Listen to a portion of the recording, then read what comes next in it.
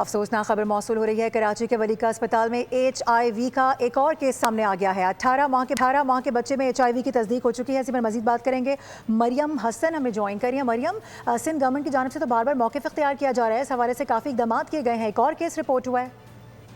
دیکھیے بالکل معروف ایک اور HIV کا کیس جو ہے وہ رپورٹ ہوا ہے، اور افسوسناک بات یہ ہے کہ 18 ماہ کے بچے میں HIV کی جو ہے وہ تصدیق کی گئی ہے، اور اب جو ٹوٹل تعداد ہے HIV سے متاثرہ بچوں کی وہ 95 ہو گئی ہے۔